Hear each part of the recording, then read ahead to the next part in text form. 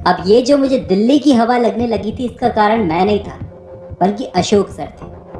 क्योंकि अशोक सर रोज मॉल जाने लगे, मजे करने लगे। जब से पिंकी मैडम उनकी लाइफ से गई थी, लड़कियों के साथ में टाइम स्पेंड करने लगे। अब मालिक जब ऐसा सब कर रहा था, तो नौकर कैसे पीछे रह सकता है। मैं भी करप्ट हूँ। अशोक सर रोज होटल से होटल, मॉल से मॉल घूमते रहते, और आज भी मैं उनको एक ऐसे ही होटल में लेके आया था। बाहर बैठा उनका इंतजार कर रहा था, तभी मुझे वो ड्राइवर मिला जो मेरा दोस्त था। उस साथी ड्राइवर से मैंने पूछा, आज से कुछ सालों बाद हमारे फ्यूचर का क्या होगा। वो हंसने लगा, फ्यूचर? हाँ, फ्यूचर का क्या होगा?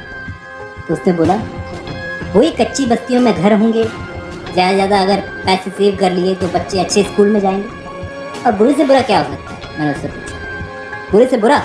बोला हाँ, कि तुम्हें अपने मालिक के लिए जेल जाना पड़े, या फिर तुम्हें काम से निकाल दे वो लोग। यही चीज़ें मेरे दिमाग में घूमती रही। जब अशोक सर यहाँ दिल्ली में खूब मज़े कर रहे थे, रिश्वत खिला रहे थे, उस वक्त मैं कार में बैठा सोचता रहता कि वैसे तो ये लोग बैग भर भर के मिनिस्टर्स को रिश्वत खिलाते रहते हैं, लेकिन जब हमारे ड्राइवर्स की बारी आती है तो 1 रुपया भी नहीं छोड़ते हमारी तरफ। यही सब सोच सोच के मेरा गुस्सा बढ़ता जा रहा था।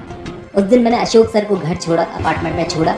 उसके बाद मौका देख करके मैंने कार निकाल करके फुल म्यूजिक में गाना बजाते हुए सड़कों पर घूमने लगा। एसी भी चलाया, क्योंकि आज मुझे सारे रूल्स तोड़ देने का मन कर रहा था। अगले दिन सुबह अशोक सर जिस लड़की को साथ में घर लेकर आए थे, वो शायद उनकी कोई दोस्त थी, उससे बात कर रहे थे। मैं दरवाजे पर खड़ा सब कुछ सुन रहा था। वो बात कर रहे थे। अशोक सर बोले, तुम्हें ड्राइवर घर छोड़ देगा। तो वो बोली, नहीं नहीं, मुझे तुम्हारे ड्राइवर पर भरोसा नहीं है। ड्राइवर लोग जो हैं बहुत गंदी नज़र से देखते हैं। फिर वो चली गई। शाम के वक्त अशोक सर ने मुझे बुलाया। फिर वो एक बैंक से दूसरे बैंक से तीसरे बैंक जाते रहे। लाल कलर के बैग में एटीएम की मशीनों से पैसे निकाल निकाल कर इकट्ठा कर रहे थे। मैं सब कुछ देख रहा था और समझ रहा था सारा खेल। फिर वो एक मिनिस्टर को पैसे खिलाकर किसी आदमी के साथ बाहर आकर कार में बैठ गए। कार में बैठे बैठे ही शराब पीने लगे, जो शराब मुझे उन्हें सर्व करनी थी। एक हाथ से मैं गाड़ी चला रहा था, दूसरे हाथ से उनको शराब सर्व कर रहा था। फिर ये आदमी अशोक को लेकर एक होटल में गया। मेरा गुस्सा बढ़ता ही जा रहा था। एक जहर था जो अंदर से बाहर आ रहा था। इनको घर छोड़कर मैं वापस गाड़ी लेकर घूमने निकल गया, और चौकीदार ने मुझे नोट किया। वापस आते वक्त मैंने उसको पैसे खिला करके उसका मुंह बंद करवा दिया। ऐसे ही मैंने अपने मालिक अशोक सर को धीरे धीरे धोखा देना शुरू किया। पेट्रोल कम भरवाता, पर्ची ज़्यादा ही कटवा लेता। बिना कुछ खराब हुए ही उनसे कहता कि ये पार्ट खराब हो गया। थोड़े पैसे लगते, ज़्यादा पैसे बताते। और जिस रात अशोक सर को कहीं जाना नहीं होता था, उस रात मैं गाड़ी को ले जाकर टैक्सी बना देता था। और झूठ नहीं बोलूँगा, उस वक्त मैं पैसा जमा करके एक लड़की के पास भी गया। लेकिन उस वक्त वो जो लड़की का मैनेजर था, उसने मुझे नौकर बोलकर धक्के मार मार कर बाहर निकाल दिया। बहुत मारा भी और पैसे भी छीन लिए। अब मुकेश सर भी आए एक दिन, और अब की बार उन्होंने अशोक सर को एक बैग दिया जिसमें एक मिनिस्टर को देने के लिए कहा था। उस वक्त अशोक सर बोल रहे थे, क्या भैया, मैं अमेरिका से यहाँ पर इसलिए आया हूँ कि मिनिस्टर्स को रिश्वत खिलाता रहूँ। लेकिन उन्होंने कहा, मुकेश सर ने, ज़्यादा अमेरिका की बातें मत करो। यहाँ पर पैसे खिला के काम बनता है। तुम्हें 2 मिनिस्टर्स के पास और जाना है अभी। अब पिंकी मैडम को गए हुए 3 महीने हो गए थे। इसके बाद ये वापस पैसे देने गए। मैं उनके अपार्टमेंट में गया तो अशोक सर बिल्कुल तैयार खड़े थे, पैसों का भरा बैग लेकर। ये जाने वाले थे पैसे देने। तभी फ़ोन बजा। मैंने कहा, सर आप फ़ोन उठा लीजिए, बैग मुझे दे दीजिए, मैं नीचे आपका इंतज़ार करूँगा। पहले तो वो थोड़ा हिचकिचाए, उसके बाद उन्होंने बैग मेरे हाथ में थमा दिया। तो अब जो मुझे मौका मिला, बैग मेरे हाथ में ही था। मैं नीचे जाने की बजाय ऊपर वाली मंजिल पर गया। बाहर निकलकर सीढ़ियों की तरफ भागा और बैग खोल कर देखा तो उसके अंदर पैसों की चमक, पूरी सीढ़ियाँ चमक उठी उन पैसों की चमक से। मुझे कुछ समझ में नहीं आ रहा था मैं क्या करूं। इतने पैसे एक साथ देखकर मेरी तो आंखें फट गई। मेरे माथे से पसीना बहने लगा। मैंने बैग बंद किया और 20 मिनट में जब अशोक सर नीचे आए तो उन्होंने क्या देखा, कार वहीं थी, बैग पीछे वाली सीट पर उनका इंतजार कर रहा था। वो कार में बैठे फोन चला रहे थे, और जो मेरे दिमाग में चल रहा था उससे वो एकदम बेखबर थे। मेरे अंदर से एक आवाज़ आ रही थी कि आज जो करना है कर लो, कोई कुछ नहीं करेगा।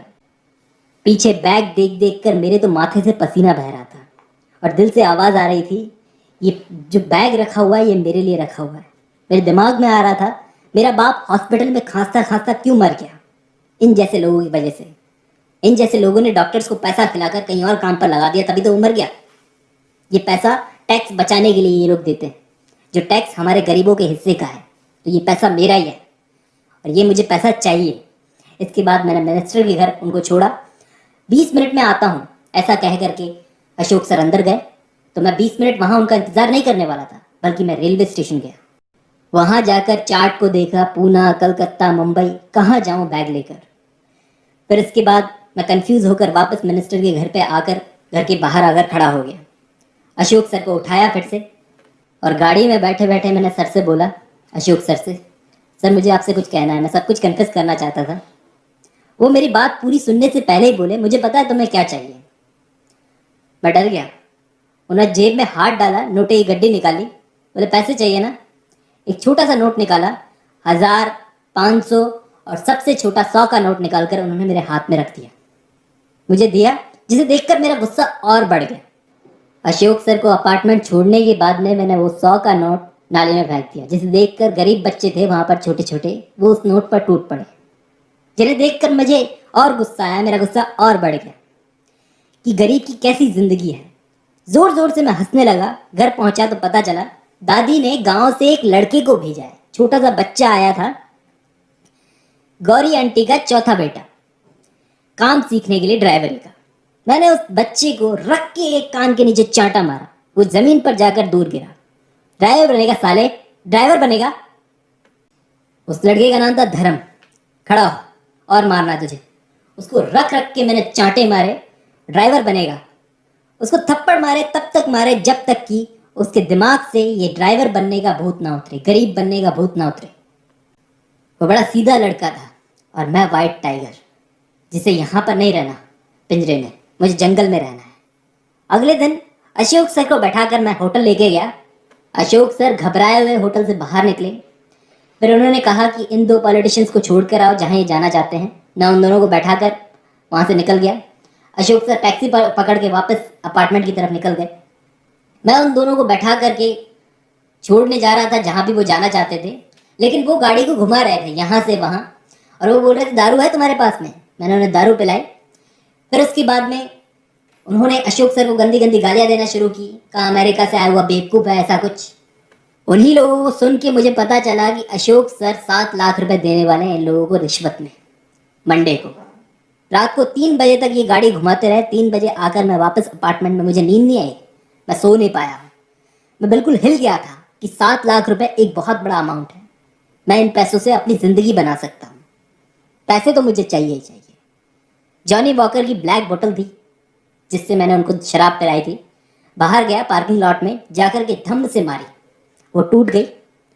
और उसके बाद में जो टूटी हुई बोतल थी मैंने साफ़ किया उसको और टूटी हुई बोतल ला करके अपने पास रख ली। मंडे को सुबह बारिश हो रही थी। धर्म मेरे साथ कमरे में था। मैंने 1 रुपए का सिक्का ज़मीन पर फेंका, बोला धर्म को उठा। वो नीचे झुका, उठाया। मैंने ऊपर से उसको देखा, वापस उसने उठा के मुझे सिक्का दिया। मैंने वापस गिराया, बोला उठा। फिर से मैंने उसे देखा ऊपर से, ठीक है सही है, मैं अब प्लान के लिए बिल्कुल तैयार। लंच के बाद अशोक सर पैसा इकट्ठा करना शुरू किया। अशोक सर ने एक बैंक से दूसरे बैंक जाकर रेड बैग में पैसा भर रहे थे। बैग का वेट जैसे जैसे बढ़ता जा रहा था, मेरे दिल की धड़कन भी। जैसे ही सारे पैसे इकट्ठे हो गए, उन्होंने मुझसे कहा बलराम एम्पीरियल होटल ले लो। मैंने वहाँ की तरफ गाड़ी ले ली। गाड़ी बहुत धीरे चला रहा, ऐसे लग रहा था जैसे रिक्शा चला रहा हूँ। बहुत भारी लग रही थी मुझे गाड़ी आज चलाने में। पीछे अशोक सर सारी चीज़ों से बेखबर फ़ोन में घुसे हुए थे, फ़ोन के बटन दबाए जाने। फिर मुझे एक ऐसी जगह मिली जहाँ दूर दूर तक कोई नहीं था देखने वाला। मैंने मौका देखा, गाड़ी रोकी। अशोक सर को जब महसूस हुआ कि गाड़ी रुक चुकी है, उन्होंने मुझसे पूछा बलराम गाड़ी क्यों रोक दी? सर कुछ प्रॉब्लम है शायद। मैं बाहर गया, गाड़ी चेक करने लगा। थोड़ी देर बाद मैंने उनकी खिड़की बजाई। सर टायर में थोड़ी प्रॉब्लम है, उठाना पड़ेगा, मदद चाहिए। अशोक सर बाहर आने के लिए थोड़ा हिचकिचाए, वो डर गए थे। उनको भी शायद महसूस हो चुका था कुछ गलत होने वाला है। उन्होंने कहा बाहर से कोई हेल्प ले लो ना। मैंने कहा सर आपको ही आना पड़ेगा। लेकिन बलराम सर आपको ही आना पड़ेगा, वो थोड़ा डर गए और बाहर आए, नीचे झुककर टायर को देखने लगे और उनके पीछे में कांच की टूटी हुई बोतल लेकर खड़ा था। अशोक सर ने एकदम से पलट कर मेरी तरफ देखा। मैंने बोला सर फेंक रहा हूँ, यहाँ पे मिली थी मुझे पड़ी हुई, टायर में घुस जाती। फिर वो वापस झुके, जैसे ही वो झुके मैंने पूरी हिम्मत इकट्ठी करके अशोक सर के सर में वो बोतल फेंक, अंदर घुस गई बोतल। उसी वक्त ऑन द स्पॉट उनकी जान निकल गई। फिर उनकी बॉडी को पलट कर, मैं श्योर नहीं हुआ था कि वो मरे हैं कि नहीं मरे हैं, हाथों से उनका गला दबा दिया। फिर कार लेकर अपार्टमेंट वापस पहुंचा, धर्म को उठाया और रेलवे स्टेशन भागा। और वहां से बैंगलोर जाने के लिए मैंने ट्रेन पकड़ी, लेकिन डायरेक्ट ट्रेन नहीं बल्कि ज़िगज़ैग रूट को फॉलो किया। एक ट्रेन से दूसरी ट्रेन, दूसरी से तीसरी, तीसरी से चौथी, ऐसे। अब तक रेलवे स्टेशन पर मेरे पोस्टर्स भी लग चुके थे और पकड़े जाने का खतरा बढ़ चुका था। बैंगलोर आकर सबसे पहले मैं एक छोटे से होटल में रुका। पूरा दिन मैं बाहर नहीं निकलता था, अंदर ही रहता था होटल में, क्योंकि मुझे पकड़े जाने का डर था। लेकिन अब धीरे धीरे जब डर खत्म होने लगा, मैं धीरे धीरे बाहर जाना शुरू किया मैंने, और धीरे धीरे इस सिटी का बिजनेस, इस सिटी का माहौल समझने लगा। इस सिटी में बार्स और कैफेज में जाकर मैं लोगों की बातें सुनता। मैंने कहा था मैंने अपनी जिंदगी में जितनी भी नॉलेज हासिल की है, लोगों को सुन सुन के हासिल की है। सुनना भी नॉलेज पाने का एक तरीका है। मुझे मालूम था पीछे से वो लोग मेरी फैमिली को मार देंगे, और शायद अब तक मार भी दिया होगा, लेकिन आगे बढ़ने के लिए कुछ ना कुछ कुर्बानी तो देनी ही पड़ती है। धीरे धीरे मैंने सीख लिया था इस सिटी का बिजनेस, कि रात के वक्त लोगों को टैक्सी की बहुत ज़रूरत है, बहुत डिमांड है। कॉल सेंटर्स वगैरह में लोग काम करते हैं, उनको टैक्सी की बहुत ज़रूरत है। तो मैंने कैब्स के लिए एक टैक्सी कंपनी से बात की कि मुझे रेंट पर टैक्सी चाहिए, लेकिन वो लोग नहीं माने। फिर मैंने पैसे खिला करके अपनी छोटी सी एक टैक्सी कंपनी चालू की। उस टैक्सी कंपनी का नाम रखा व्हाइट टाइगर, जो कि आज मेरा बहुत बड़ा बिजनेस हाथी बन गया है मेरा बिजनेस। सर, आज मेरी कंपनी है व्हाइट टाइगर टैक्सी कंपनी। आज तक मैं कभी पकड़ा नहीं गया। मुझे आज भी डर है कि कभी ना कभी मैं पकड़ा जाऊंगा, इतना बड़ा एंटरप्रेन्योर बनने के बाद में भी। लेकिन फिर भी मैंने जो भी क्राइम किया उसके लिए कोई अफसोस नहीं है, क्योंकि मुझे उस गरीबी वाले लाइफ से निकलने के लिए ये करना ज़रूरी था। ये क्राइम ज़रूरी था, वैल्यू थी इस क्राइम की। यहाँ पर ये कहानी खत्म होती है दोस्तों, लेकिन इस कहानी को खत्म करते हुए मैं एक सवाल पूछना चाहता हूँ आप लोगों से। इस कहानी के खत्म होते होते हम सबको इस मेन कैरेक्टर बलराम से एक नफरत सी हो गई कि अशोक ने इसका क्या बिगाड़ा था जो उसको इसने मार दिया। लेकिन आप खुद सोचो, इसको क्रिमिनल ये खुद बना क्रिमिनल, या फिर पॉलिटिशियंस और सोसाइटी ने इसको क्रिमिनल बनाया, उन पैसे वालों ने इसे क्रिमिनल बनाया? इस सवाल का जवाब आप कमेंट्स में जाकर दीजिएगा। आज की वीडियो में बस इतना ही। मिलते हैं मंडे को एक और इंटरेस्टिंग नोवेल के साथ। Thank you very much.